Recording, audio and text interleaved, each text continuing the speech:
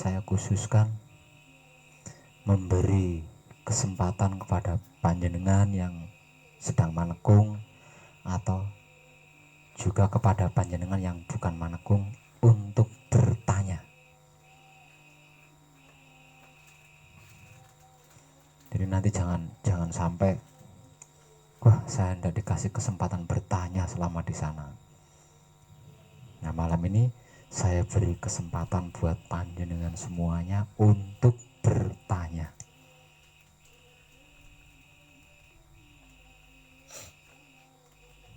Monggo yang mau bertanya, yang sedang manekung silahkan bertanya. Kalau punya pertanyaan-pertanyaan, yang tidak sedang manekung silahkan bertanya jika punya pertanyaan-pertanyaan atau ada pertanyaan-pertanyaan.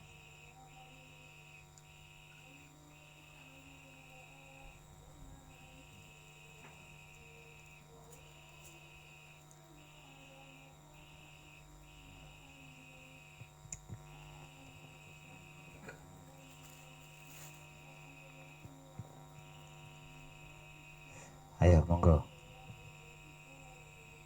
Kalau panjenengan tidak bertanya, maka saya memutuskan berarti panjenengan sudah mengerti, sudah memahami, dan sudah mengetahui. Kalau sampai tidak bertanya,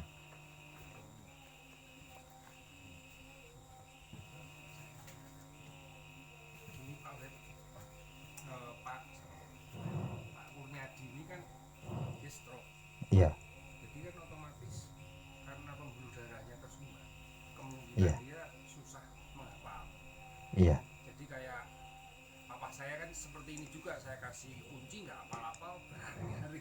Iya. Gitu. Solusinya bagaimana?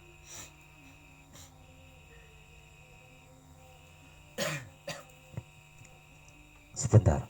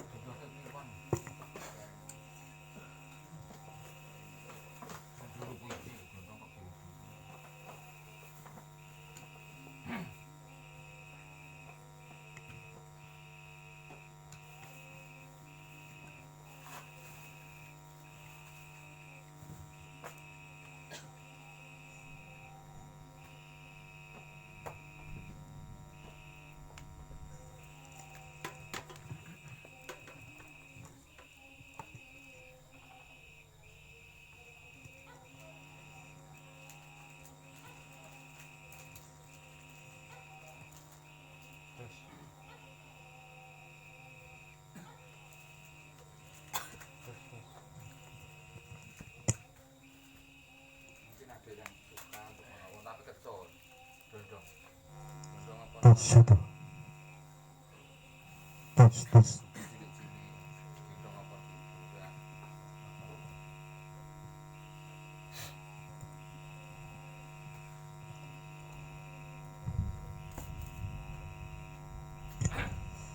Jadi kadangan kita malam ini saya khususkan untuk tanya jawab.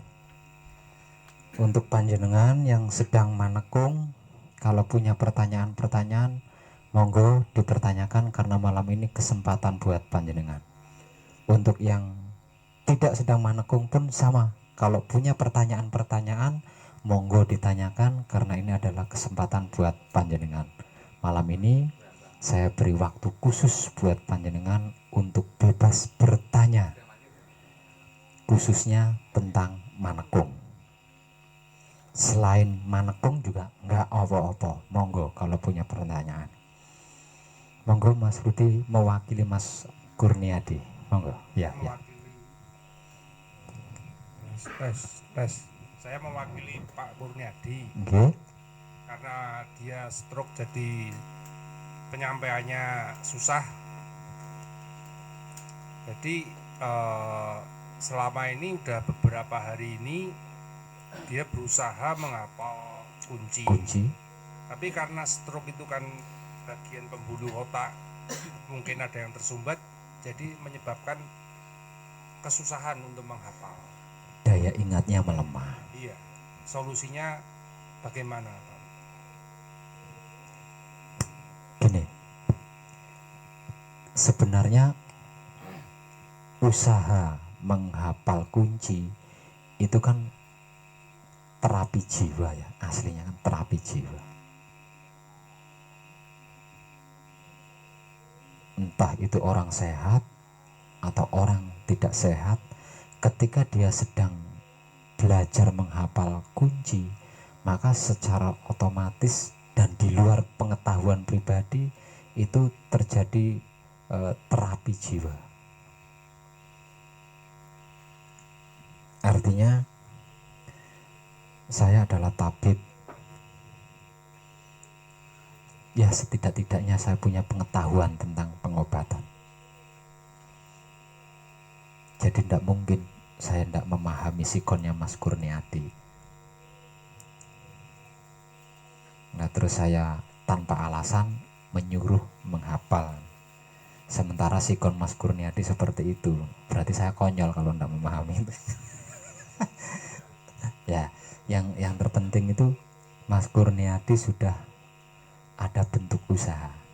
Ya, soal bisa hafal atau susah menghafalnya, nah itu urusan jiwanya Mas Kurniadi ya dengan Romo. Nah jika terapi itu diterima cukup oleh yang bersangkutan, nah tentunya saya akan melakukan sesuatu untuk itu. Tentunya saya akan melakukan sesuatu untuk itu jika terapi jiwa itu diterima sudah cukup lah, katakanlah seperti itu. Yang penting Mas Kurniadi tetap berusaha terus ya, entah itu melalui handset, rekaman bacaan kunci, atau melalui buku. Yang penting terus lakukan terus, terapi itu lakukan terus.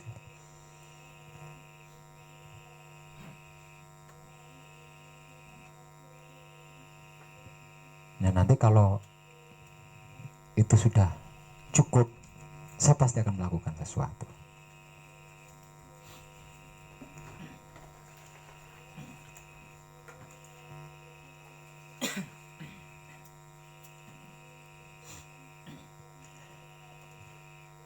Biasanya tidak memakan waktu lama, Mas Kurniadi ya. Biasanya tidak memakan waktu lama. Kenapa kok Mas Kurniadi kok sampai lama? Nah itu karena sayanya ada kalanya kemomoran, ada kalanya tidak. Jadi bagaimanapun saya tetap manusia. Ya. Jadi tidak mungkin 24 jam merdeka total, itu tidak mungkin. Pasti ada sela-sela di mana saya tidak bisa merdeka. Ya. Karena apa? Karena kelihatan mata, kasat mata datang dengan sikon seperti itu. Nah, jadi kan ada kasihan di sini kan, ada kasihan. Ini yang tidak sedikit poro kadang yang datang manekung dengan penyakitnya masing-masing, itu tidak sedikit. Ya. Bahkan sampai ada yang komplikasi itu, komplikasi dalam perjalanan dia itu koyo kuat koyo ora lah. Di perjalanan itu koyo kuat koyo ora. Tapi tidak diceritakan kepada saya. Yang diceritakan kepada saya adalah niatnya untuk manekung.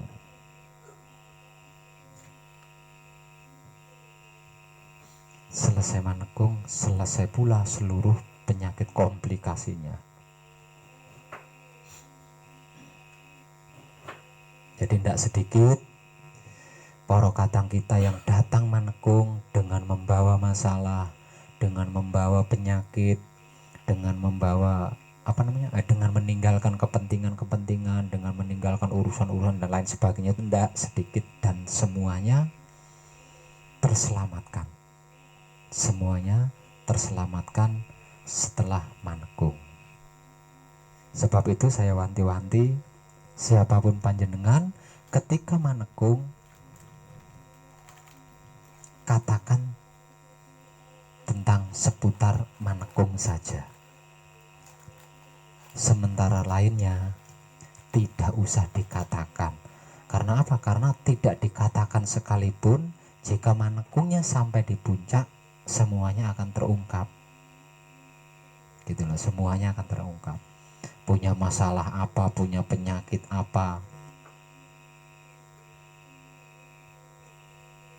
ada rahasia apa, bahkan identitas jati diri pribadinya itu manusia baru atau manusia reinkarnasi zaman dahulu-dahulu, itu pun bisa terungkap. Jangankan itu, tentang kematian yang konon katanya hanya Tuhan yang mengetahui, itu juga bisa terungkap.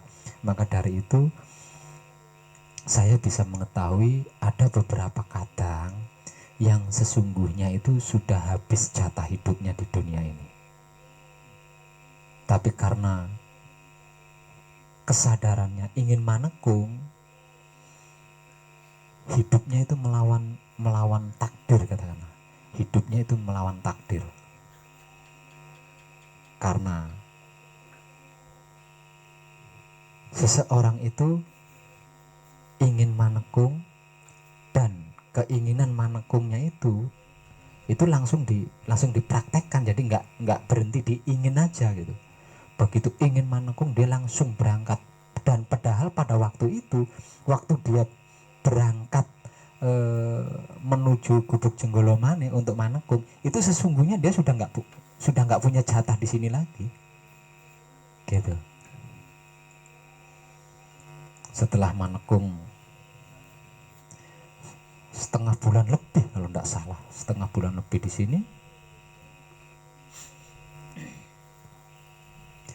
selesai, dan saya baru mengetahui kalau sesungguhnya dia seharusnya sudah tidak di dunia ini lagi. Nah, itu bisa saya ketahui di puncak itu. Jadi untuk apa diceritakan? Satu itu. Nah, yang kedua, kalau sampai diceritakan, salah satunya kalau bukan sayanya ya pasti panjenengan yang akan beresidu. Nah, residu ini yang bisa mempersulit.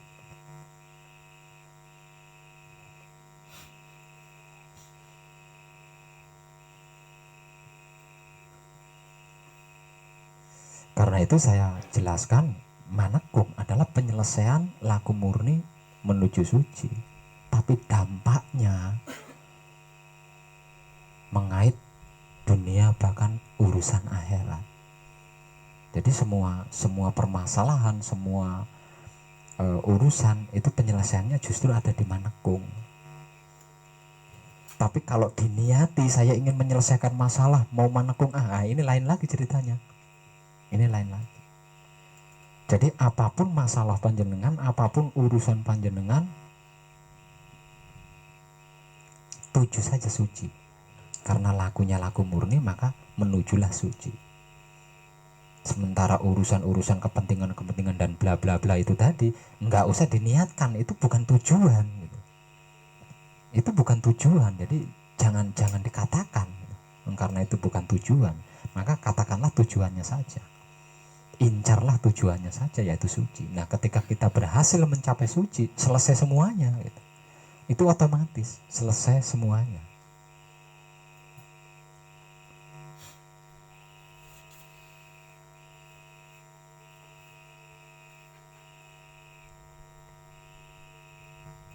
Dengan catatan manekungnya bersungguh-sungguh.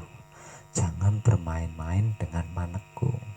Kenapa kok tidak boleh bermain-main dengan manekung? Karena manekung adalah penyelesaian tentang seluruhnya. Walaupun backgroundnya adalah penyelesaian laku murni menuju suci, itu backgroundnya. Namun sesungguhnya penyelesaian dari seluruhnya itu adanya di manekung.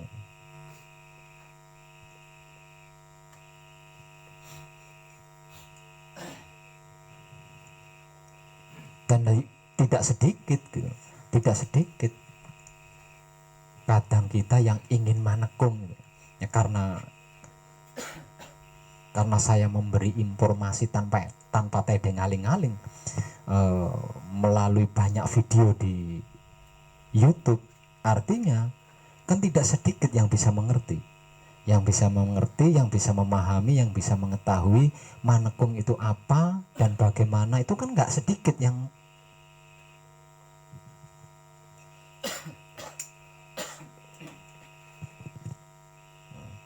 jadi tidak semua yang menyimak video saya itu hanya sepintas lalu. Terlalu banyak yang menyimaknya dengan sebuah penghayatan, dengan sebuah pembelajaran yang benar-benar dengan pembelajaran, bukan hanya sebatas menyimak. Nah, mereka yang benar-benar menyimaknya dengan pembelajaran, nah ini kan ngerti, paham, tahu manekung itu apa dan bagaimana. Nah, karena mengerti, paham, tahu, akhirnya keinginan untuk manekung itu timbul atau datang atau muncul. Namun sayang, ketika keinginan manekung itu datang, tidak sedikit yang ribet di situ. Gitu. Tidak sedikit yang ribet. Ribet mempersiapkan diri, ribet mempersiapkan bekal, ribet mempersiapkan waktu, bahkan ribet mempersiapkan jam mau berangkat atau hari mau berangkat. Itu semua dibuat ribet gitu. Nah, karena karena manekung adalah penyelesaian laku murni menuju suci, yang artinya semua gerak dan gerik itu harus murni. Nah, karena gerak dan geriknya tidak murni, akhirnya kan terhalang di situ. Sehingganya walaupun keinginannya manekung itu sangat kuat, tetap mengalami hambatan-hambatan. Padahal di video-video terkait manekung saya sudah memberikan penjelasan di situ. Sudah memberikan penjelasan bahwasanya selama menekung semuanya tanggung jawab saya jamin semuanya dan bla bla bla bla. Itu saya sering saya jelaskan di situ. Gitu loh. Sering saya jelaskan. Saya hanya minta persyaratan, bersungguh-sungguhlah manekung. Selain bersungguh-sungguh, itu tanggung jawab saya. Jadi nggak usah dipikirin. Itu kan banyak video saya yang menjelaskan, itu kan banyak. Tapi yang namanya manusia ya sukanya ribet. Kalau ndak ribet itu merasa tidak jantan, merasa ndak gentleman kalau ndak ribet. Ya terjadilah. Sehingganya walaupun banyak yang ingin manekung, yang bisa sampai di sini melaksanakan manekung hanya beberapa saja.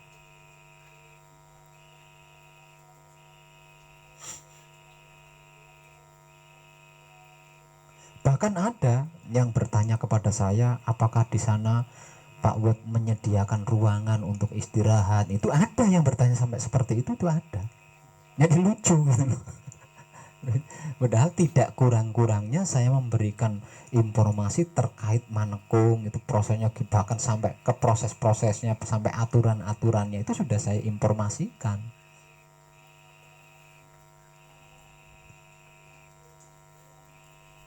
Ya mungkin karena informasinya tidak khusus ya.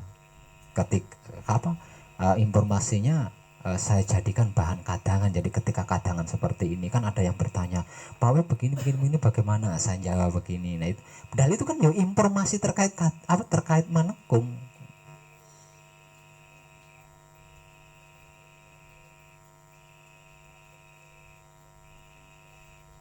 Nah, itu ada lagi sebegitu banyaknya video terkait manekung, dan saya memberikan informasi sejelas mungkin, sedetail mungkin. Itu ya kober-kobernya ada yang bertanya, Pak W, apa manekung bisa dilakukan di rumah sendiri? Ada yang bertanya seperti itu, ada. Ada. Padahal saya menginformasikannya dengan rinci, real, jelas, lengkap, komplit, dan tanpa tedeng aling-aling.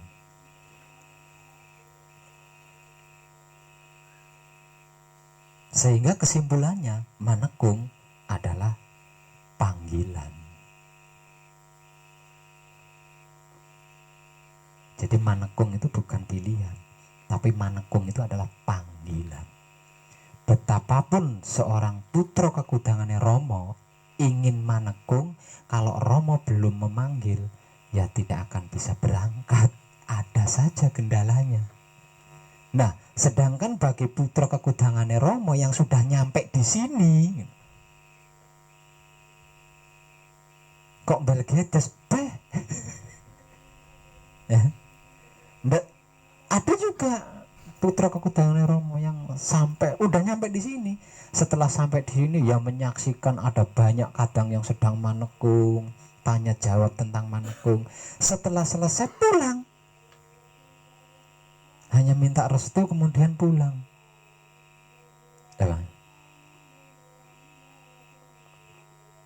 Setelah mengetahui, setelah memahami, setelah mengerti, memohon restu dan berpamit pulang, bukan berlanjut ke manekung. Tuh, karena apa itu? Karena Romo belum memanggil. Romo belum memanggil.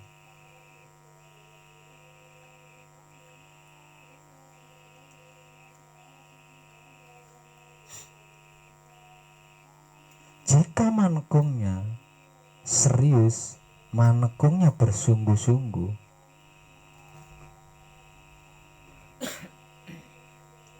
asli, dan saya selalu mendapatkan informasi-informasi dari hampir semua kadang yang selesai manekung, bahwasanya selesai manekung, selesai pula apa yang selama ini terbengkalai.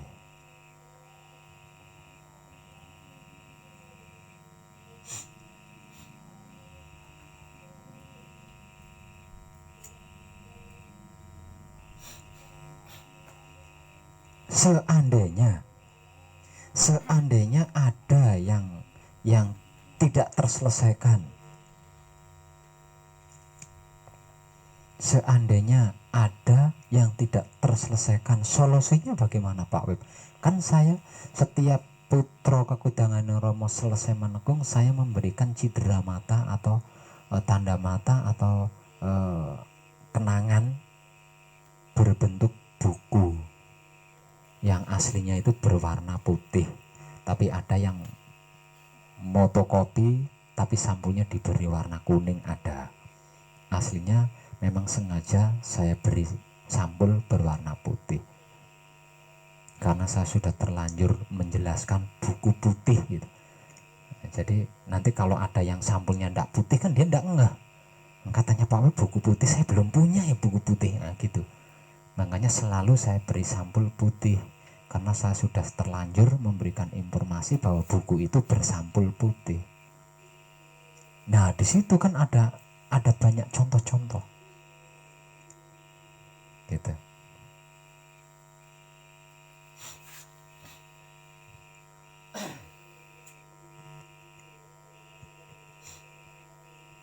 Lah kalau sampai ada putra kekudangan Romo selesai manekung ya malah sakit, itu bagaimana? Wis genah lek luput. Itu udah jelas kalau dia luput.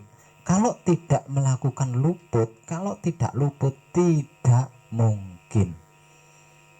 Dan tentang itu saya pun sudah memberikan informasi. Jika sampai luput, jangan buang waktu, jangan tunda waktu, cepat lakukan patrap samadhi mijil sampurno. Itu sudah saya berikan motivasinya. Yang namanya orang baru di dalam laku baru lahir, kemungkinan luput yang tipis loh ini ya, itu kan mesti kemungkinannya kan ada terjadi. Jika hal itu sampai terjadi, jangan buang waktu, jangan menunda waktu. Cepat segera mungkin lakukan patrap samadhi mijil sampurno. Wah, itu saya sampai doeh, bibir saya ngomong gitu. Nah, ketika ngalami seperti itu, bukannya segera melakukan patrap samadhi mijil sampurno, malah protes. Waktunya malah digunakan buat WA protes ke saya. Lucu piye. Ya jangan. Padahal informasinya sudah lengkap.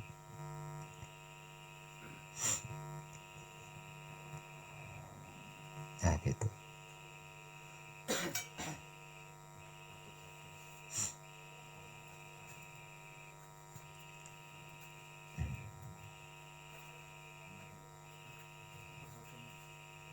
Monggo, setelah pertanyaan tadi, siapa lagi yang punya pertanyaan? Ini Pak, ada saudara Pak, habis dioperasi. Tes. Ada salah satu saudara Pak, Iya, habis dioperasi tenggorokannya gitu Pak. iya. Dan sampai waktu kami mau berangkat ke sini, itu sama sekali mulai dari habis operasi itu suara tidak ada. Iya. Bagaimana Pak solusinya Pak? Jika beliau mau berkenan, kami ajak kemari Pak untuk menekung. Terima kasih. Manekung adalah penyelesaian laku murni menuju suci. Itu background. Tapi hakikatnya manekung adalah penyelesaian dunia akhirat. Nah, ini akarnya adalah 7 turunan. Akarnya 7 turunan ke kanan, ke kiri, ke depan, ke belakang, ke atas, dan ke bawah. Pengembangan akarnya. Itu yang sakit kan saudara panjenengan, bukan panjenengan. Nah, karena itu saudara panjenengan, kalau panjenengan berhasil menyelesaikan manekung, sudah tentu saudara panjenengan yang sakit itu akan terkait. Akan terkait.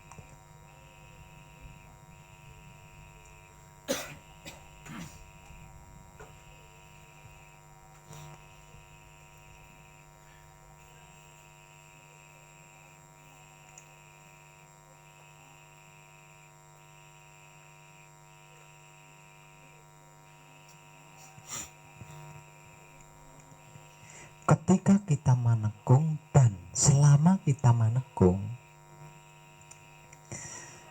entah itu di saat patrap atau di luar patrap, sesungguhnya kita itu tidak terlepas dari yang namanya proses. Ketika kita manekung dan selama kita sedang manekung, entah itu di saat patrap atau di luar patrap, bahkan ketika tidur, itu loh kita tidak bisa terbebas dari yang namanya proses. Semua yang terjadi selama menekung itu adalah proses. Lah, yang namanya orang belajar itu kan ada yang terpengaruh oleh proses, ada yang tidak. Sekalipun sudah mengerti, sekalipun sudah memahami dan mengetahui, karena diberi pengertiannya, diberi pemahamannya, diberi pengetahuannya, namun karena masih dalam tahap belajar, kan ada yang bisa terpengaruh, ada yang tidak bisa terpengaruh.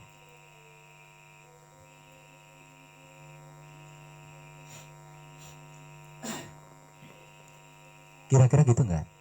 Iya kan? Namun jangan risau. Kenapa kok jangan risau? Karena sesungguhnya teknik-teknik patrap samadhi yang sedang panjenengan lakukan itu adalah cara dan teknik untuk menghadapi segala hal, seluruh hal, semua hal. Gitu.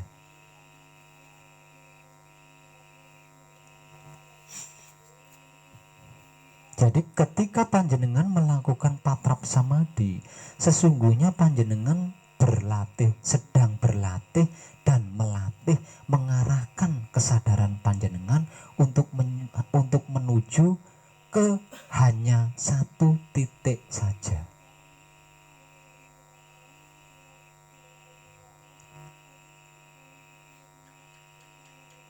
Semisal contoh, ketika panjenengan melakukan patrap samadhi mijil sowan, saya memberikan motivasi ketika samadhi, kesadaran digunakan untuk apa. Ketika melakukan patrap samadhi sabda sejatine satria, saya memberi motivasi kesadarannya digunakan untuk apa dan dikemanakan. Ketika melakukan patrap samadhi mijil sejati, saya memberi motivasi kesadarannya digunakan untuk apa dan dikemanakan, coba diarahkan kemana. Nah, panjenengan sesungguhnya kan sedang melatih itu, dan yang sedang panjenengan latih itu adalah alat terhebat untuk menyelesaikan apapun. Alat terhebat untuk menyelesaikan apapun, bahkan untuk menyempurnakan apapun. Ya.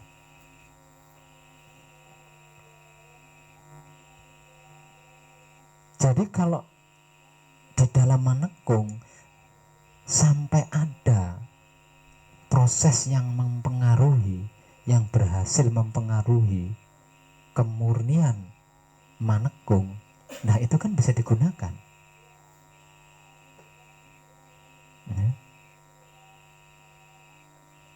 Tinggal gunakan saja kesadaran itu untuk menikmati rasanya proses yang mempengaruhi itu tadi.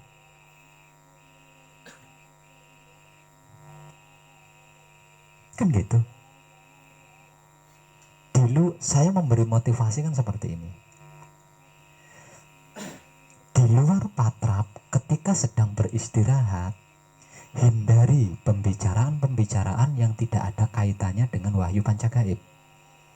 Dan cara termudah untuk menghindari itu adalah dengan teknik membaca kunci dalam hati tiada putus sambil menghayati apapun yang terjadi. Nah, itu kan proses di situ. Apapun yang terjadi. Karena apapun yang terjadi itu adalah proses. Jadi jangan dikira karena kejadiannya bukan di patrap lalu dianggap itu bukan proses. Panjenengan dalam sikon manekung, kalau bahasa saya, sekalipun panjenengan sedang tidak patrap alias sedang beristirahat, ingat, sikon panjenengan adalah sikon manekung. Sebebas apapun di luar patrap samadhi, jangan lupa kalau panjenengan dalam sikon manekung. Itu motivasi saya, bentuk motivasi saya kan seperti itu.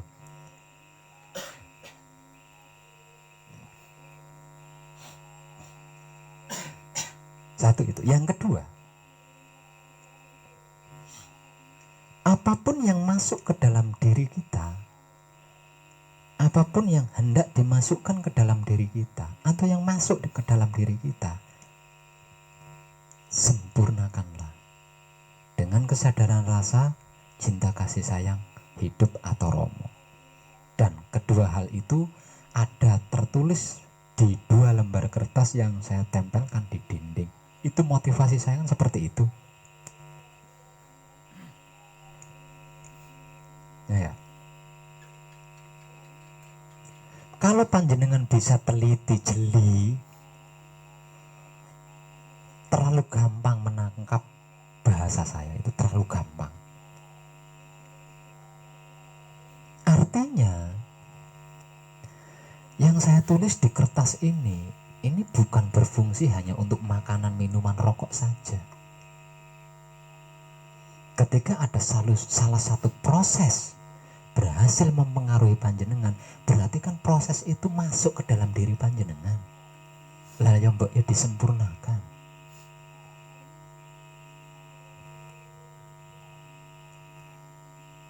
Satu misal dapat kabar karena menggunakan Android.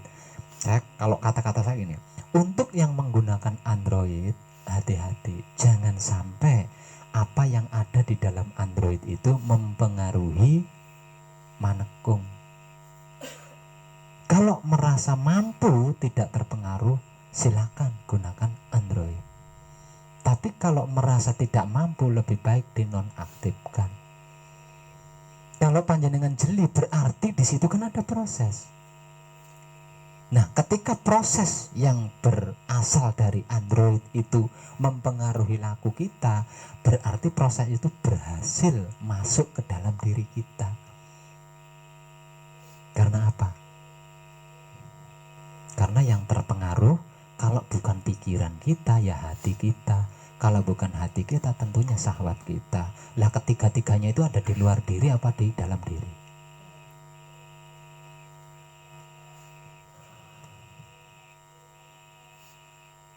Nah, cara-caranya, teknik-tekniknya, alatnya itu sedang panjenengan latih di setiap panjenengan patrap samadhi. Nah, mbok hitung-hitung buat latihan digunakan ketika di luar patrap dan ada sesuatu yang masuk ke dalam diri.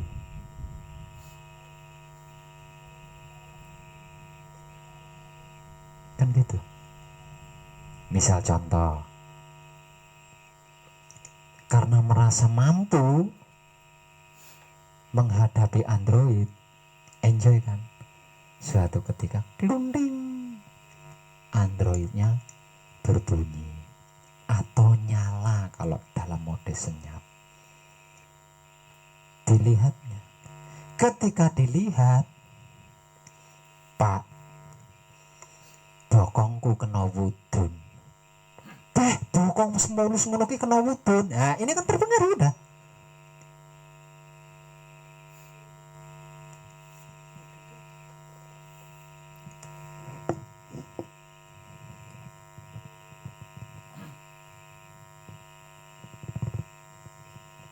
Artinya kabar mengenai bokongnya istri kena bisul itu kan berhasil masuk ke dalam diri kita.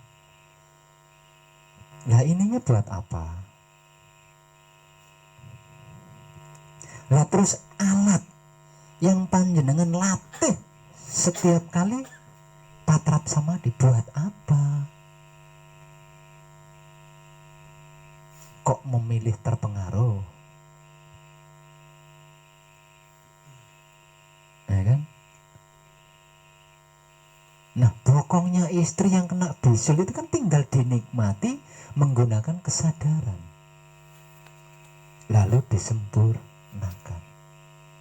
Wahai bisul yang nempel di bokongnya istriku, engkau berasal dari Romo dan milik Romo. Sekarang akan aku kembalikan kepada Romo dengan sempurna melalui lakuku. Jadilah berguna bagi bokongnya istriku. Kanthi Teguh Rahayu selamat.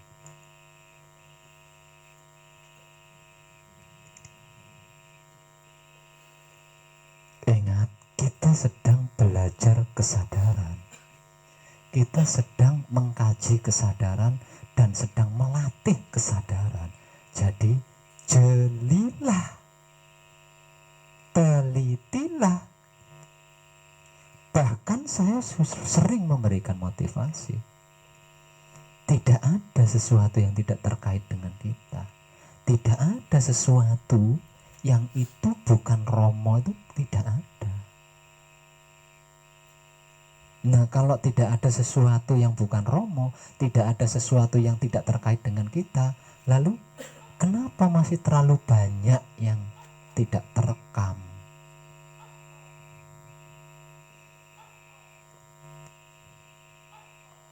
Gitu.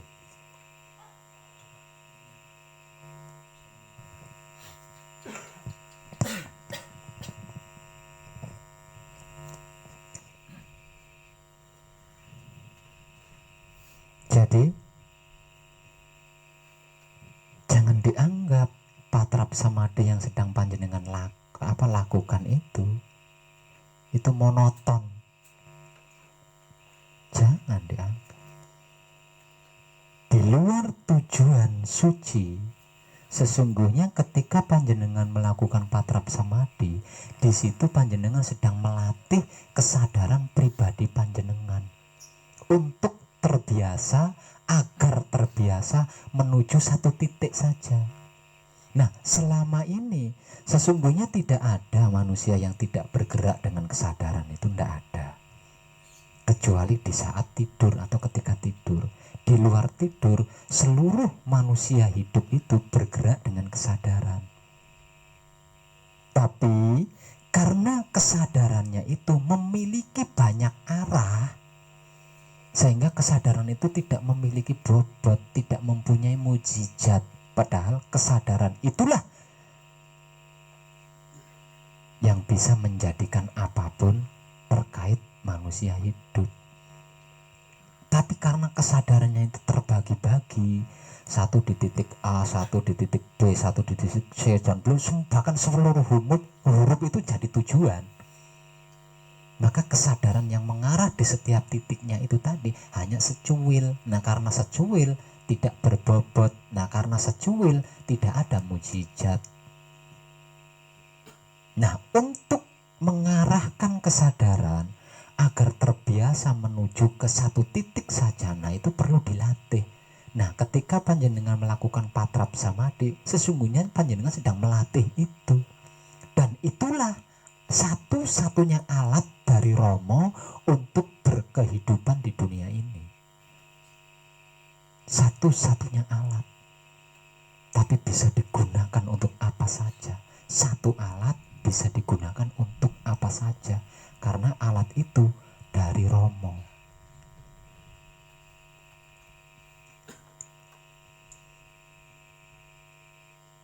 Nah, ini harus terbiasa, kesadarannya itu harus terbiasa, terlatih hanya menuju ke satu titik saja. Kalau dalam bahasa awamnya fokus. Kesadarannya bisa fokus ke satu titik. Itu baru bisa. Kalau enggak ke satu titik, banyak titik yang ada bingung. Makanya perlu dilatih. Mayoritas manusia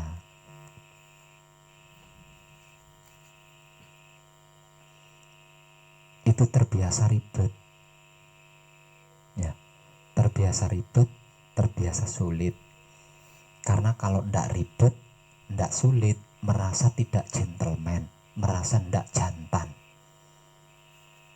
Tapi ketika sulit itu datang, ribet itu datang, nangis.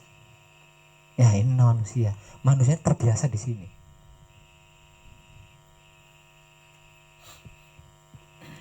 Misal contoh,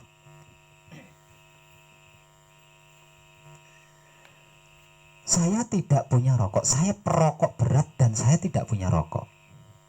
Ketika saya mengalami tidak punya rokok, nah ini ribetnya manusia di sini. Ketika mengalami tidak punya rokok, andai saja saya bekerja, andai saya punya penghasilan, karena saya tak main ke teman, mungkin teman punya rokok. Nah, ini ribetnya manusia itu loh di situ. Satu keribetan bisa berubah menjadi 100 keribetan. Dan semuanya itu hasil karyanya sendiri.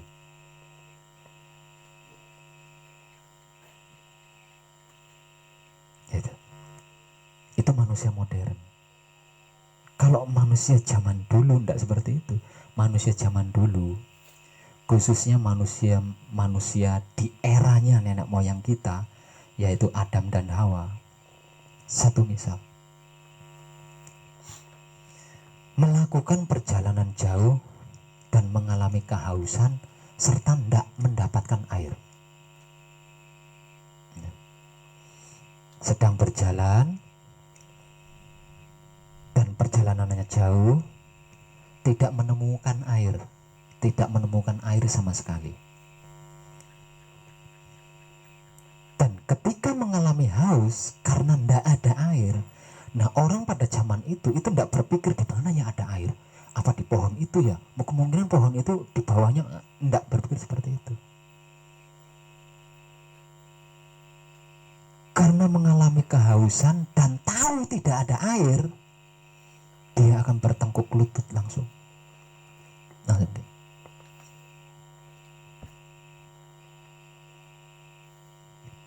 Tanpa kata. Begitu dia bangun dari sujudnya, nah di sini sudah jadi sumur.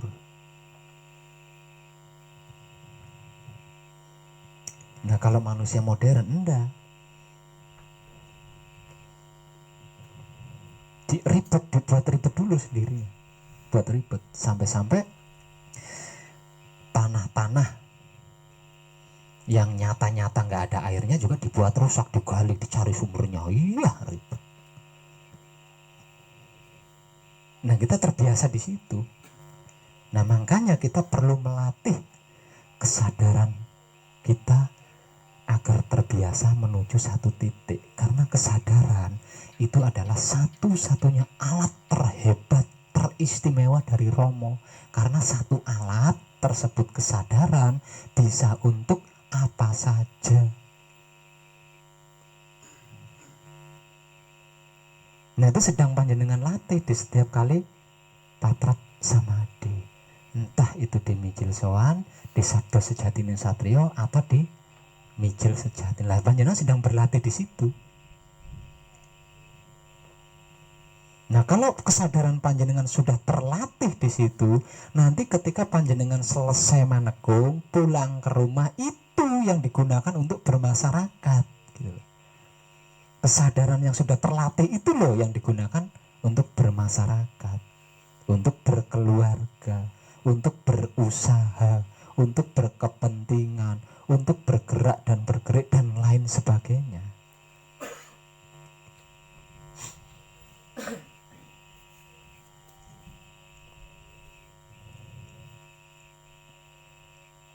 Paham gak? Makanya yang serius, yang bersungguh-sungguh, karena manekung luar biasa. Di saat patrap luar biasa, di luar patrap sungguh luar biasa. Dan apapun yang terjadi, yang teralami selama manekung, itulah prosesnya. Dan jangan sampai kita terpengaruh oleh proses itu, atau proses itu mempengaruhi kita. Kalau sampai kita terpengaruh proses itu, nah motivasinya kan ada, gunakan motivasinya. Motivasi dari saya itu gunakan, motivasi dari saya itu praktekkan. Cara mempraktekkannya menggunakan apa yang sudah dilatih tiap kali patrap. Anggap aja hitung-hitung dicoba, kesadaran saya udah sakti belum nih, katakanlah seperti itu.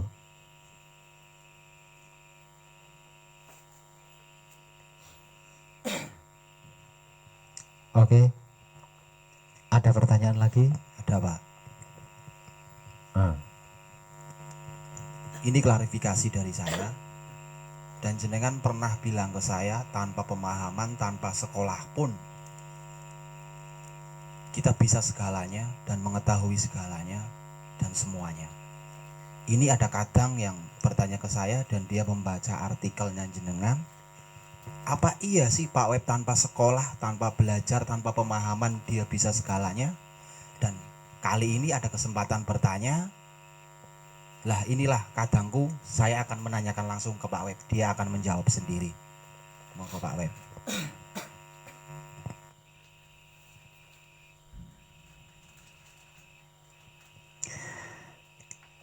Kalau soal titel, saya itu anaknya orang miskin ya.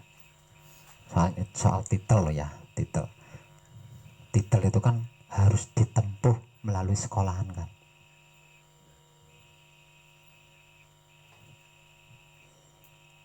Mungkin KTP saya bisa di KTP saya itu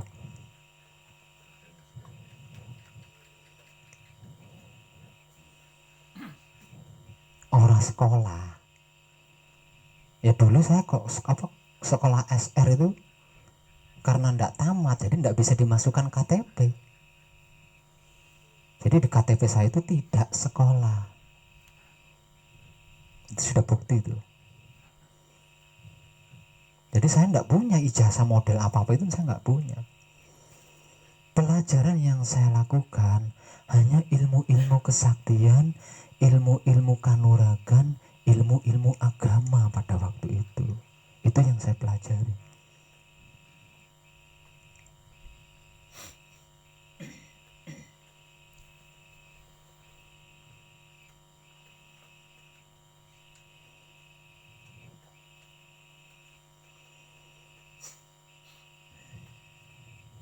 Jadi saya belajar kepada alam semesta seisinya. Tidak ada bagian-bagian alam semesta sampai ke isinya yang tidak saya pelajari. Itu yang membuat saya bisa mengerti, memahami, mengetahui. Jadi belajar saya bukan di bangku sekolah, bukan di bangku pesantren, juga bukan di bangku padepokan, bukan. Saya belajar kepada alam semesta seisinya.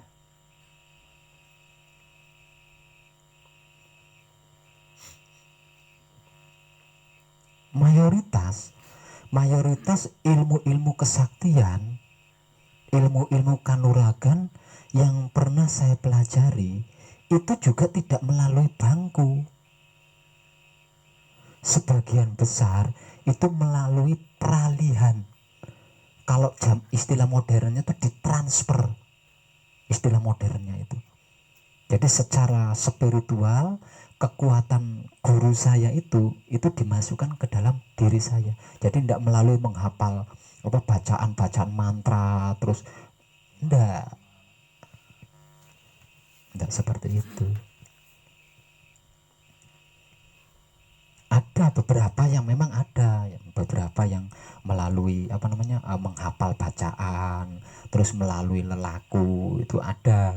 Tapi sebagian besar, kalau istilah modernnya itu saya mendapatkannya dengan cara ditransfer. Hanya sebagian kecil yang melalui pembelajaran-pembelajaran. Seperti menghafal japa mantranya, lelaku, puasa, tapa, yang namanya bertapa ini ya, hampir berbagai jenis pertapaan saya pernah mengalami, pernah saya jalani. Mulai dari tapa pendem, tapa ngalong, namanya tati geni, tidak gitu kan, tapa ngalong yang berat-berat aja gitu, tapa kungkum, bahkan tapa ngentir ya. Jadi dari tok di atas gunung, di mana air terjun terakhir jatuh, dalam keadaan tangan terikat, kaki terikat, nah saya dilepas, dikentirkan, dihanyutkan. Itu harus berhasil sampai ke muara, sampai ke laut. Pertemuan antara sungai dengan laut harus berhasil, dan itu tidak boleh ada upaya, harus alami. Hanyutnya itu harus hanyut alami. Pernah ketika saya dilepas, itu airnya besar, air masih dalam keadaan besar karena masih musim rendeng kalau istilah Jawanya. Karena sungainya terlalu panjang, terlalu jauh untuk sampai di laut. Nah, lama-kelamaan yang namanya air sungai itu kan pasang surutnya jam-jaman. Enggak sampai seminggu banjir terus, atau seminggu airnya besar terus, kan enggak. Makin hari kalau tidak hujan, makin hari itu kan semakin berkurang air di sungai itu. Nah, entah itu sampai di mana. Nah, kaki saya yang terikat itu nyantol atau terkait di akar kayu. Nah, nyantol atau terkait di akar kayu yang patah akibat air banjir gitu. Jadi pohon di pinggir sungai itu kalau terus menerus kena banjir kan growok akarnya kelihatan. Nah itu akarnya ada yang patah nyongel ning pinggir banyu di tepi sungai, dan saya pas hanyut di situ. Nah bagian kaki saya yang terikat itu kecantol di kayu itu. Saya nggak bisa hanyut kan berhari-hari di situ. Maka tidak boleh ada bentuk usaha di situ. Jadi harus tetap diam. Harapan saya ya hanya menunggu banjir. Semoga saja nanti malam atau besok datang hujan banjir dan saya bisa hanyut. Ternyata berhari-hari nggak hujan-hujan, artinya nggak banjir-banjir. Delalah, ya mungkin karena itu sudah takdir saya. Ada orang yang lewat, tahu kalau itu orang sedang lelah, aku kan tahu. Akhirnya ditolong, dilepasin, dan saya bisa hanyut lagi. Itu pernah saya lakukan. Tapi kalau belajar nulis, belajar tambah-tambahan, kali-kalian kurang, nggak pernah sama sekali. Makanya saya nggak punya jabatan. Makanya saya bukan PNS. Cita-cita saya kecil dulu dokter. Cita-cita saya waktu kecil dokter, tapi tanggal tumbang sejak kecil. Anaknya orang miskin tersia-sia atau terlunta-lunta lagi, dan itu sudah saya share di Google. Kalau ada yang bertanya tentang itu, tinggal suruh aja, sarankan cari artikelnya di Google. Judulnya sejarah biografi sejarah perjalanan spiritual Jaka Tolos. Itu saya menceritakan awal. Mungkin yang tidak saya ceritakan adalah kelahiran saya, karena saya tidak tahu lahirnya saya itu bagaimana dulu, nggak tahu. Nah itu yang tidak saya muat. Dan saya menulis atau menceritakan riwayat hidup saya dalam biografi. Artikel biografi itu dimulai dari seingat saya, yaitu kejadian-kejadian yang berhasil saya ingat itu setelah saya berumur 7 tahun. Nah sebelum umur 7 tahun itu terlalu banyak kejadian-kejadian yang saya alami dan saya tidak ingat gitu. Nah mulai dari umur 7 tahun sampai saya berhasil bertemu dengan Wahyu Pancagaib. Nah jadi riwayat hidup saya itu saya hentikan setelah saya berhasil bertemu Wahyu Pancagaib. Itu komplit, bahkan keburukan semuanya saya ceritakan di situ dengan apa adanya. Nah di antara sejarah hidup pribadi saya yang saya informasikan itu, nah ada nggak saya di situ sekolah belajar itu, ada nggak kira-kira?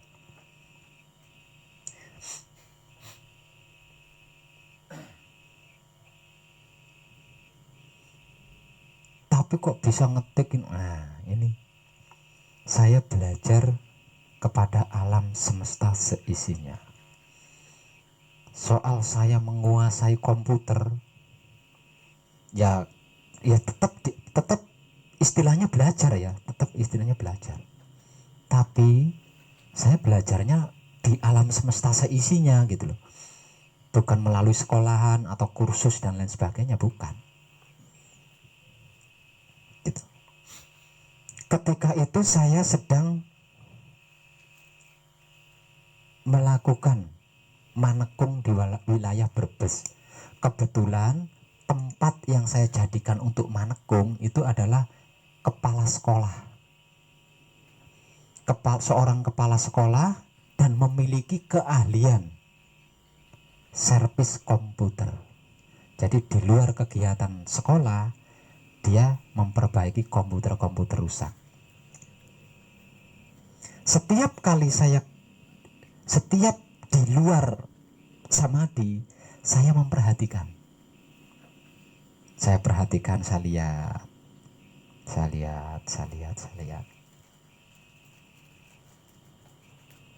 Kemudian sedikit banyak saya bisa. Lah, di situ kepala sekolah ini tadi memberi masukan kepada saya. Pak, perjalanan panjenengan Nggak bisa saya bayangkan deh. Bagaimana Pak kalau dibuat artikel? Nanti saya yang ngetik. Saya yang ngetik, jenengan yang bercerita. Nah nanti kalau sudah jadi ketikan, nanti dicetak jadi buku. Nanti dibukukan buat kenang-kenangan kami di sini. Dia ngasih masukan saya ke situ. Saya pikir, apa kira-kira ada manfaatnya, ada gunanya? Kalau ada gunanya nggak apa-apa, tapi kalau nggak ada gunanya, nggak ada manfaatnya, untuk ngapa? Gitu. Ya pasti banyak manfaatnya lah Pak, karena saya bisa terinspirasi di situ, bisa mendapatkan motivasi dan lain sebagainya. Dia katakan itu. Lalu saya setujui. Saya setujui.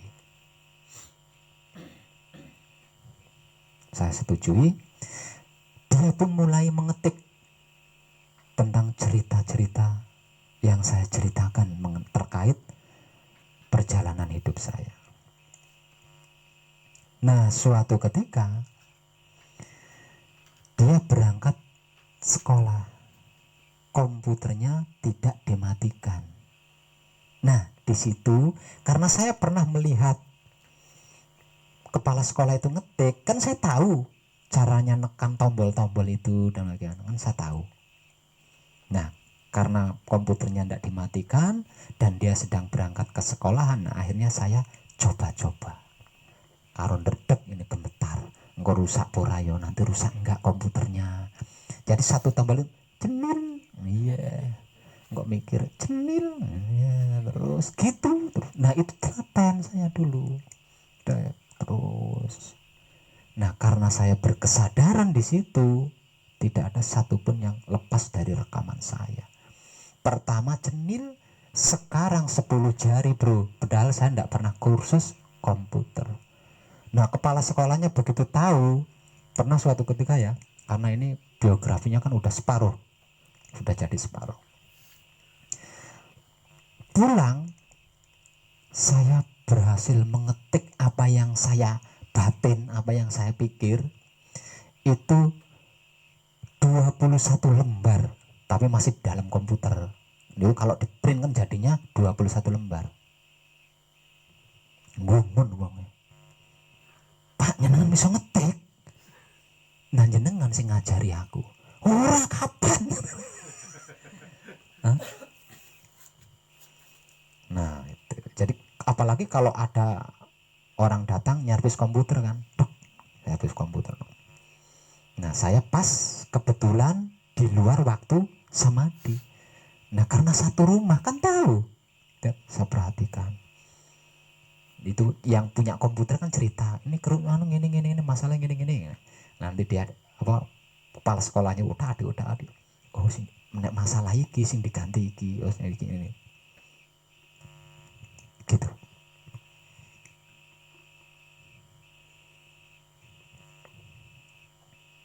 Jadi urusan komputer, oh, ayo saya berani diadu dengan orang-orang yang kursus komputer.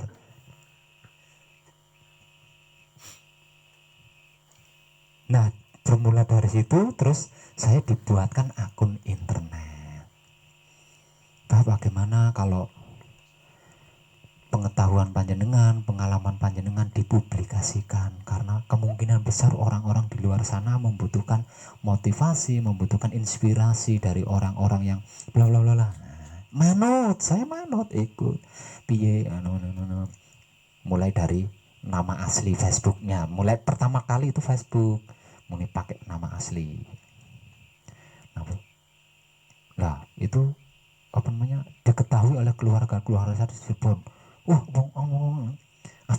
Dan keluarga gak roh pakai nama samaran Pak biar nyaman. Oke, dinonaktifkan Facebook itu, ganti akun lagi pakai nama samaran sampai terakhir wong edan baku.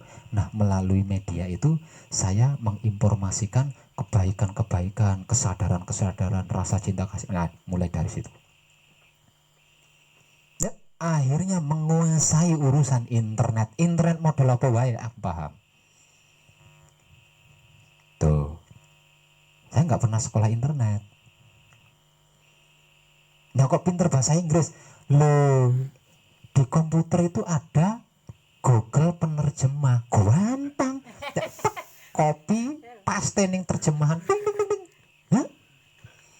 Nah, karena saya terbiasa seperti itu, akhirnya kan sedikit banyak saya paham. Oh, nek ngene iki artine ngene. Oh, nek ngene iki artine ngene. Ndak kursus, sambil berjalan ketika saya otak-atik internet, dunia internet itu. Asli buta huruf.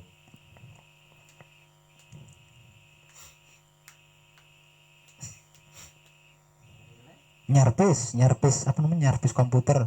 mari sepenting apa ada apa namanya, ada toko suku cadangnya, saya bisa nginstal.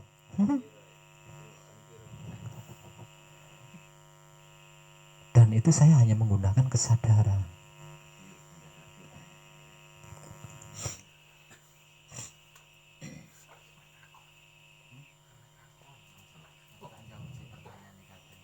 Ayo, apa nih? Pertanyaan apa nih? Berarti kesimpulannya masuk ke dalam diri dengan kesadaran dan praktek. Ya. Jadi pemahaman hanya sebatas di angan-angan kita. Oke, terima kasih. Jawaban saya, kadangku, sukses buat panjenengan. Rahayu, selamat.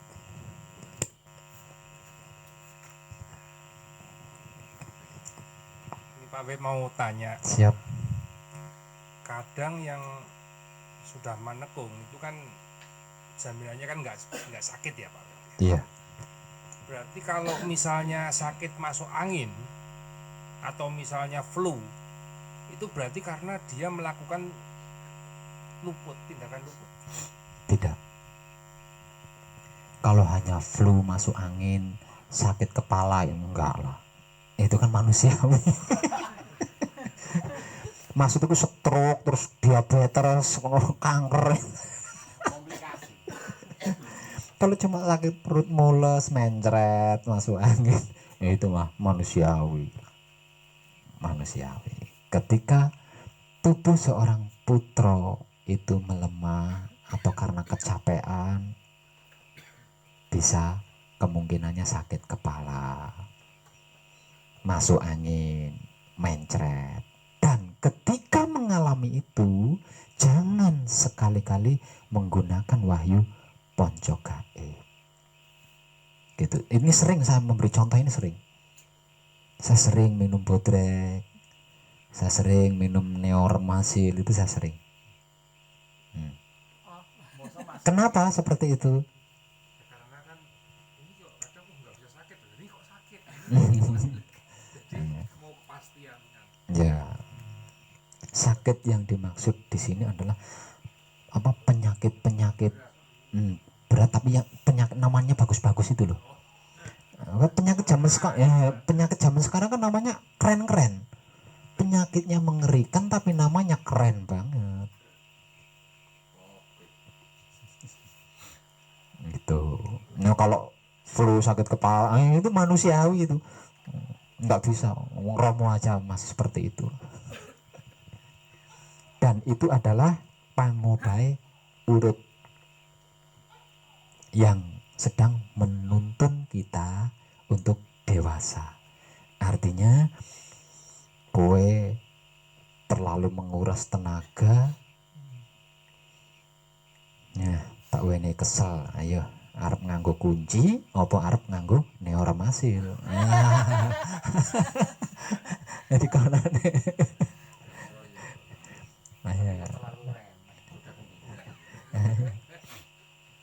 Ya. Salah kok ngerti udanan. Flu, tak wae flu kowe. Ngerti udan ora gelem payungan, ora gelem ngiyup. Ngerti udan ora gelem payungan, sudah tahu hujan ndak mau pakai payung, ndak mau berteduh, hujan-hujanan, tak kasih flu kamu. Ayo, mau pakai kunci apa prokol?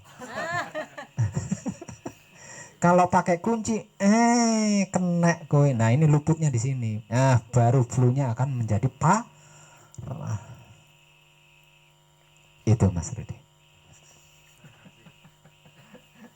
Jadi ini tuh kadang kan menjadi semacam pertanyaan sepele ini. Iya. Kayak Pak Web kemarin sakit, itu kan waduh, kan ini habis manukung harusnya gini tapi kok sakit, jadi kan gimana gitu kan. Gitu. Kan segala sesuatu udah kita sempurnakan, kok masih ada sesuatu yang bisa bikin sakit gitu kan. Ya, manusiawi. Jadi bukan karena sudah selesai manekung mendapat stempel kesempurnaan abadi bar macul tengkle ora rasa kesel. Wah, itu bukan manusia. Wih. Bar macul wajare tetep kudu kesel.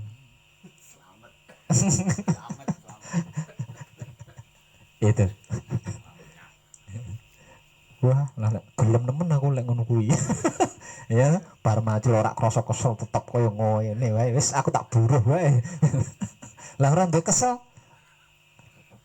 Berarti berkesabaran dan harus menyadari. Supaya tidak seperti itu, maka kalau tahu hujan berteduh, pakai payung. Tidak mau capek, jangan bergerak, alias jangan bekerja. Tidak mau masuk angin, jangan pernah buka baju. Caranya gitu. Tapi kalau masih buka baju, gelem udan-udanan, seneng nyambut gawe, ayo harus harus mau masuk ke dalam proses lumrah atau wajar. Sakit atau penyakit yang dimaksud di sini adalah penyakit yang bisa menghabiskan biaya namun tetap tidak tertolong, alias isdat.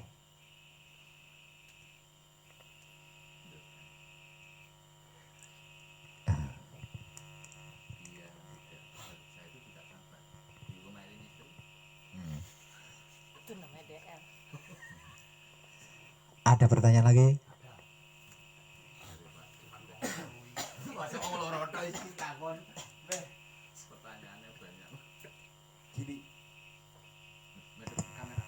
Gini Pak Web, setelah orang selesai manekung kadang-kadang kita di sana, yang di luaran sana, banyak yang menanyakan, katanya jaminannya putro, sugi, singgi, murah mari, damai, tentrem.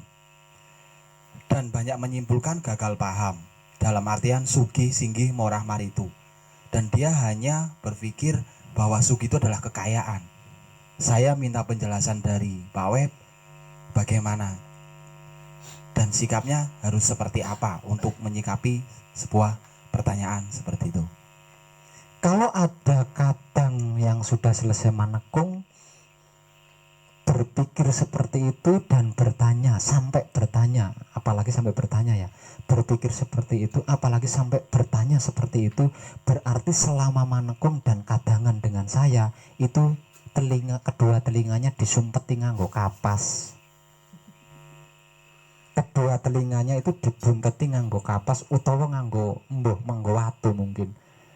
Lawang selama kadangan tiap hari tiap malam itu saya ngoceh di sini, kok sempat-sempatnya masih berkata seperti itu atau berpikir seperti itu, bertanya seperti itu. Terlalu mudah. Bahkan barusan saya mengungkapnya, ketika kita melakukan patrap samadhi, di situ kita sedang Nah, ini nantinya yang akan dibuat dan itu saya sampai ndoweh lambenya.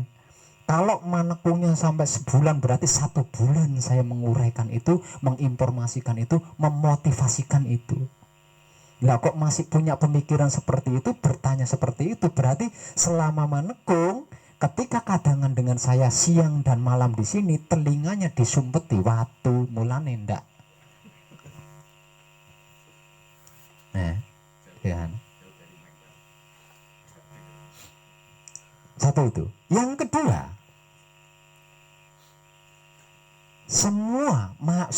katakanlah semua yang manekung, bahkan yang belum manekung sekalipun, itu kan punya nomor saya. Punya nomor saya. Nomor telepon saya punya, nomor WA saya punya.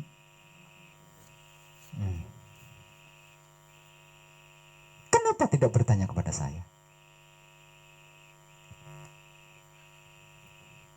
Kenapa tidak ditanyakan kepada saya? Takut. Penyebabnya adalah takut, malu. Nah, di situ. Makanya terbelenggu oleh pemahaman dan ketakutan itu. Makanya masih dengan bahasanya itu pembelaan diri. Selain informasi-informasi yang saya kadangkan selama menekung, saya memberi buku warna putih. Andai saja dibaca dengan niat belajar, terlalu remeh menyelesaikan apa yang ditanyakan tadi. Hanya niru di buku loh itu. Hanya niru di buku. Dan hampir setiap kali saya mengulurkan buku itu, saya barengi dengan kalimat, ini belum maksimal loh. Maksimalnya bisa menciptakan karya sendiri. Ini hanya sebagai bahan. Kalau mau mempelajari buku putih itu, dapat bahan. Tahu caranya. Dengan bahan dari buku yang saya bawain di buku itu tahu. Saya seperti ini. Berarti jadi buku putihnya jangan hanya dibuat koleksi. Saya memberikan buku itu kepada panjenengan bukan tanpa maksud. Itu bahan mentah dari saya yang perlu panjenengan masak sesuai selera panjenengan.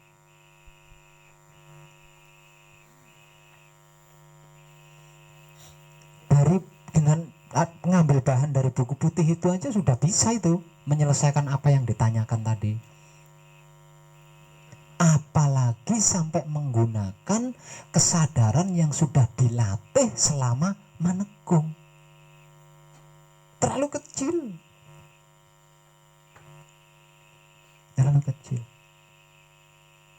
Kalau sampai tidak bisa, berarti dia lupa. Teknik-teknik menggunakan kesadaran ketika patrap samadhi itu berarti dia lupa. Makanya tidak bisa menggunakan kan.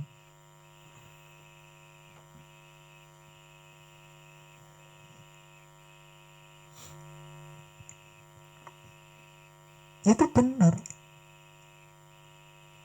Kalau ada kadang yang mengatakan sugih itu adalah harta, benar. Nah pertanyaannya sekarang, bisa menggunakan kesadaran enggak? Yang selama menekung dilatih, buku putihnya dibuka dan dipelajari enggak? Setelah menekungnya selesai. Kan gitu.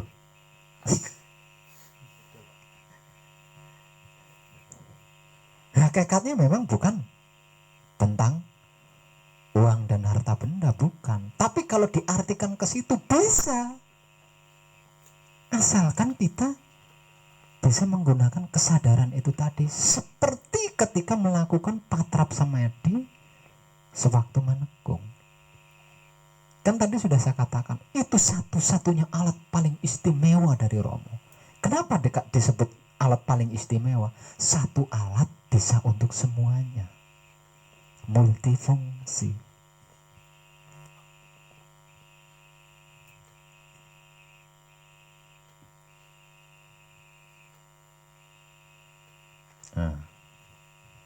Bahkan diri saya sendiri sampai saya contohkan tentang itu kan. Bahkan diri saya sendiri di sini itu saya jadikan contoh. Kalau soal suka-suki singgih, morah marah, diri saya sendiri ini loh yang saya contohkan. Apa yang dicontohkan? Saya itu ndak kerja, cuma ngomel-ngomel kayak burung beo di sini loh. Dan saya mampu memberi makan ratusan orang tiap hari. Apakah itu bukti yang kurang cukup? Nah, orang kaya saja belum tentu loh. Ya enggak? Orang belum tentu. Yang rumahnya magrong-magrong itu belum tentu. Nah, yang punya pekerjaan belum tentu, yang punya penghasilan belum tentu. Saya itu nganggur total, enggak punya penghasilan apa-apa. Penghasilan dari mana? Lawang semuanya sudah saya terlanjur, sudah saya tinggalin semua. Saya mau balik lagi, wah berarti saya menjilat ludah saya sendiri yang sudah total babar blas. Nah itu sudah bukti di situ. Dari situ aja. Bahkan tidak sedikit. Selesai manekung karena kehabisan ongkos, manekungnya kelamaan. Nah persiapan buat ongkos pulangnya habis buat beli rokok kan. Nah begitu manekung selesai, nggak punya uang kan mau pulang, tak ongkosi.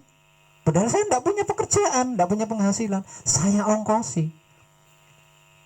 Nah, kalau pas lagi ada lebih, saya kasih lebih biar bisa beli oleh-oleh buat keluarganya. Kalau lagi nggak ada lebih, ya saya kasih pas-pasan buat ongkos sama rokok dan makannya dia sendiri selama perjalanan. Ayo, arep apa nih? Apa itu bukti yang tidak cukup? Nah itu melebihi sugih murah marah singgah-singgih. Kayak gitu. Karena apa? Karena orang kaya raya aja belum tentu seperti itu.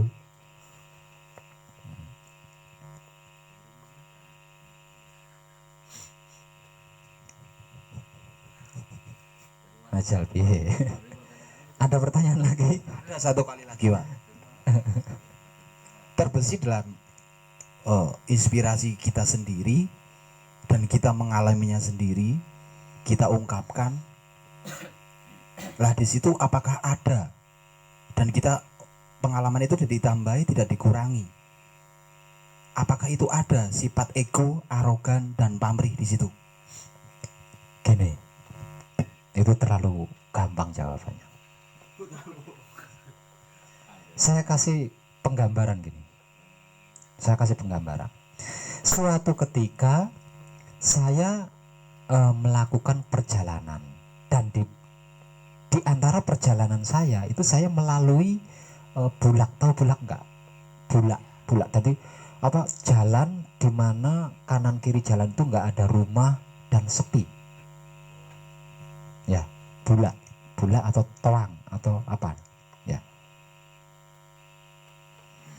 Ketika saya sampai di jalan yang sunyi sepi, kanan kirinya hutan, enggak ada rumah, enggak ada desa dan lain sebagainya. Di situ saya dibegal alias dirampok. Ya.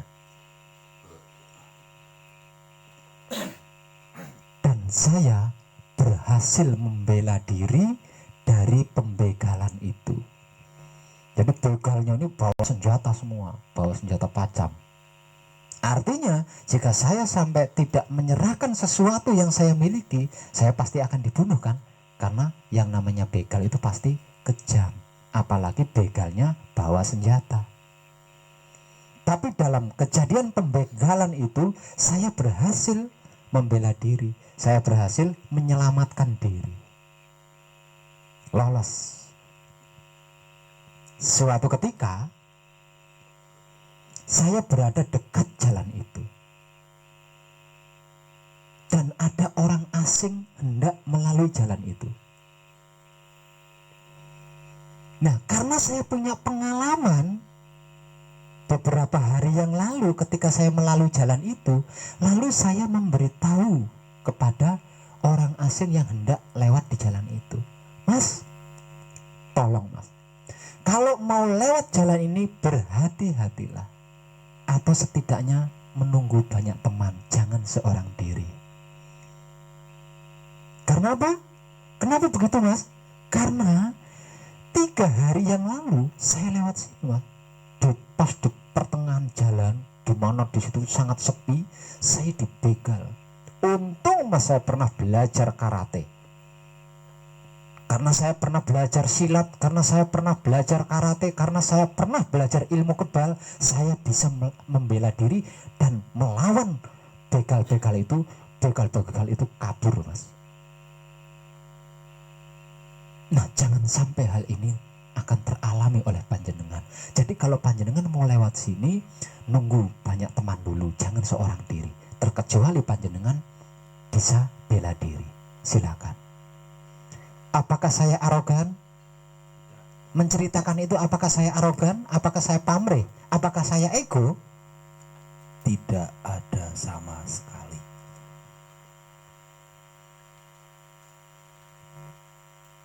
Ya kan? Pertanyaan dan jawaban ini nanti selesai jam berapa? Pak Karti. Rama.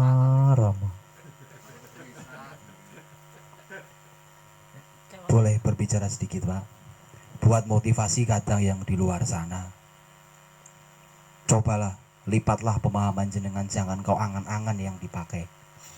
Namun praktek apa yang ada di buku putih tanpa harus menilai dari pengalaman-pengalaman yang lain, kadang yang lain yang dia alami. Tetap masuklah ke dalam diri panjenengan, galirah rasa sedalam-dalamnya. Rahayu, rahayu, salam damai setuhan.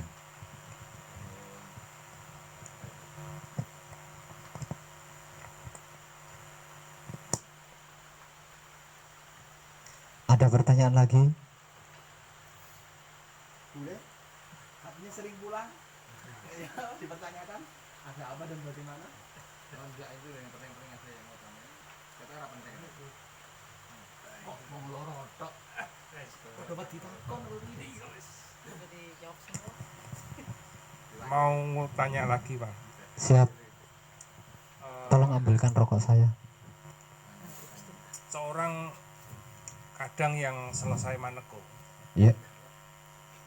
yang saya rasakan kan ternyata setelah manekung mengalami rasa yang berbeda pada saat semedi ataupun melakukan hal selama beberapa hari ini gitu ya, Pak. Iya, siap. Nah, hal seperti ini itu kan Pak Web pernah ngomong kadang yang selesai manekung itu bagaikan telur di atas ujung tanduk ya. Iya. Ini kan harus dilatih sampai tanduknya tumpul jadi telurnya Aman. aman. Jadi jika kadang yang selesai manekung terus misalnya buru-buru pulang terus tidak melatih, itu dia akan telurnya akan jatuh dan nol lagi.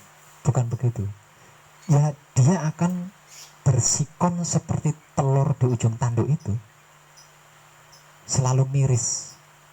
Walaupun sudah selesai manekung, tetap khawatir, tetap ragu, bahkan tetap takut karena diibaratkan seperti telur di ujung tanduk. Jika tidak dijaga, jika tidak dilatih terus-menerus. Bukan artinya karena nggak dilatih akan luntur gitu, Pak. Betul, Mas.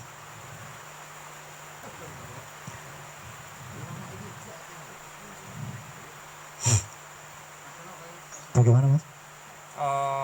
Bukan artinya jika nggak dilatih akan luntur gitu loh. Enggak, tidak. Enggak. Yang menjadikan telur itu jatuh dari ujung tanduk adalah luput, bukan tidak latihannya. Jadi yang menjadikan telur itu jatuh dari ujung tanduk adalah luput.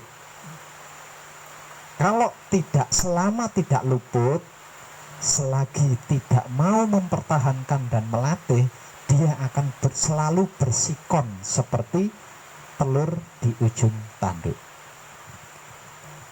Kalau yang namanya luput itu kan namanya orang hidup sehari-hari mudah terjadi ya Pak Web ya. Iya. Ini yang dimaksud luput tuh luput yang terlalu besar sekali atau yang kecil-kecil atau gimana? Iya. Yang besar. Ya, terutama ego, pamrih, arogan. Itu paling utama, penyebab utamanya di situ.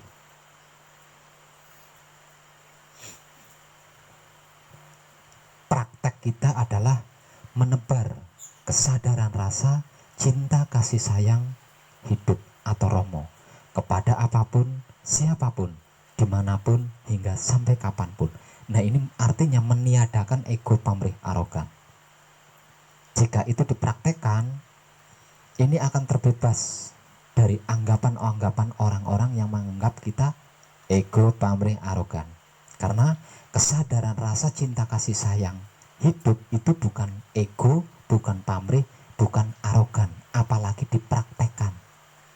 Nah, itu yang membuat kita selamat dari yang namanya ego, pamrih, arogan. Terima kasih Pak.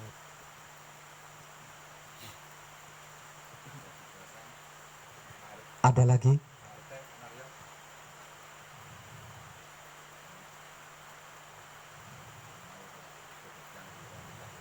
Mbak Kolis ada pertanyaan? Oh, enggak ada. Mbak Herni? Sudah tadi dijawab Pak. Oh, sudah dijawab. Yang jawab siapa? Oh.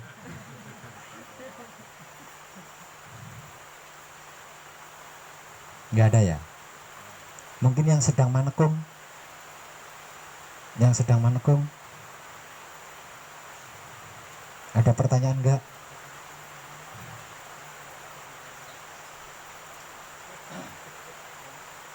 Tidak ada. Kalau tidak ada, kadangan malam ini saya cukupkan sampai di sini. Kita sambung kali lain dengan tema kadangan yang lain pula. Untuk yang menekung, selamat berjuang. Motivasi dari saya tetap. Satu lagi Pak Wet. Oh, masih satu lagi. Monggo. Jika selesai manekung kan yang namanya leluhur kita atau orang tua yang udah meninggal tersempurnakan. Iya, Kalau mertua, apakah ikut tersempurnakan? terkait juga. Terkait juga. Iya, dia dari garis istri kan. Terbawa. Iya.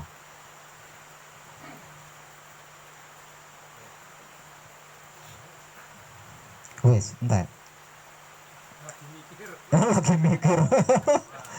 Ya wes, lek dipikir iki wis engko mlebu sekolah, metu sekolahku iki. Temanya tahu dari tadi pagi, tak tulis. Warna rambut ya Neso. Oke. Kadangan malam ini saya cukupkan sampai di sini dulu dan kita sambung di kali lain dengan tema kadangan yang lain.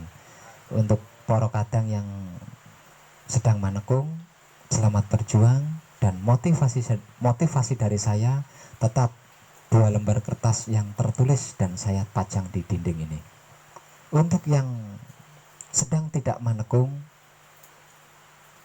motivasi dari saya masih tetap latih terus praktek manunggal jati, karena selain manunggal jati, bagi seorang putra kekudangane Romo yang sudah selesai manekung tidak ada yang lebih penting, karena dengan manunggal jati berarti antara putra dan Romo tidak ada bedanya.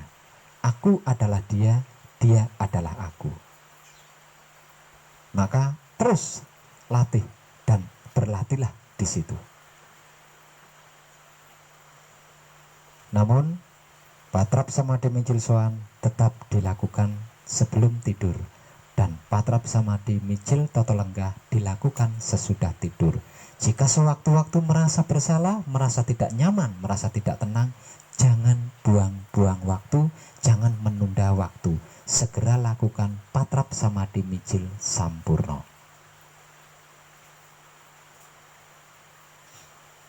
Di luar latihan,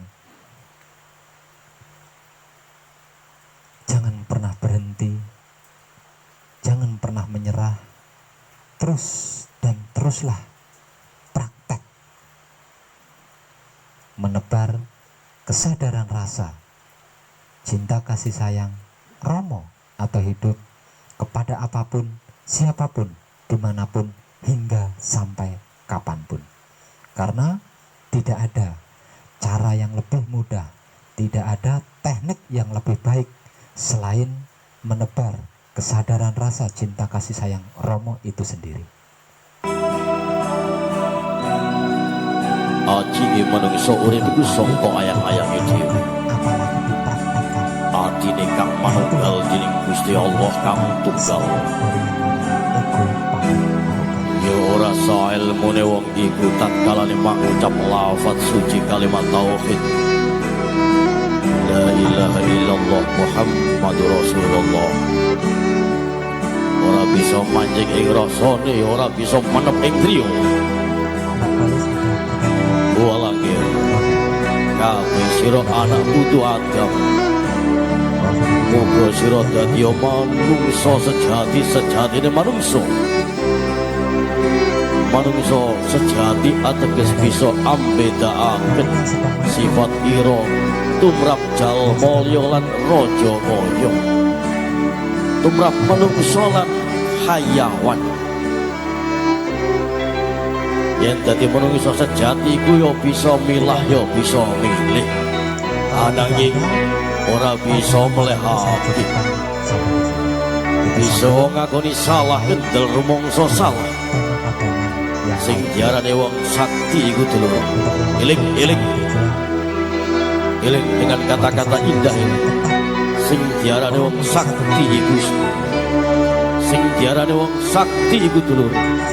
Sing diarani wong sakti iku dulur wong kang sabar Allah. Yaiku sabar ngalah.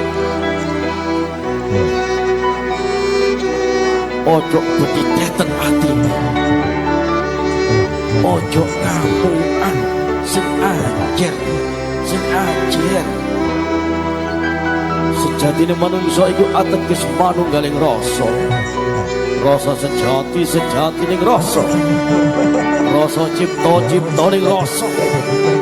Sinabdiwa kang maha kuwasa kawedar kelawan biyung lan bapa. Andar besuk mau pinungkus badan ira. Sejatining rupa iku piningit ana ing ati, salebeting ati kang ana ing lebat. Yaiku nok jeroning ati mlebet wonten sisi ati, nok jeroning ati yaiku telenging kalbi. Lelakuning batik iku dumunung ana ing sukma, mlebet wonten basirata ruh. Eling lelamparing sukma menika wonten ing saklebeting rasa kang cecabran dadi sawiji nyawiji dados tajalining yah. Ilinga dulur, wadah iki ibarate wayang, kadang dipuji yo kadang diuji, yo kadang dikaplek nang ndukure panggung. Damare yo iku rembulan lan srengenge. Nang kono ana kelir minangka alambung awung-awung. Sing nyangga kang ngacipta. Wonten mriku enten dembok. Yo iku bumi kang ateges kanggo ngadegna wayang. Yaiku bumi disangga karo sing tanggap. Dalange yaiku kang murbeng dumadi, yaiku jeragan alam. Pelaku sak pelaku obah sak polah diobahno dalange. Yen wis paripurna lakoni, wayang dilebokno kotak dalange. Lelakone yaiku pamriksani. Dulur, manungsa iku sejatining mayit kang lumampah ing ndukure bumi. Dilampahake pangerane. Mila dulur, wayang iku embane wayang-wayang. Wayang iku embane wetone ayang-ayang. Monggo ajine manungsa urip ku sangka ayang-ayange dhewe. Atine kang manunggal dening Gusti Allah kang tunggal. Ojo wedi karo sapa-sapa. Wedi karo sing gawe sapa-sapa.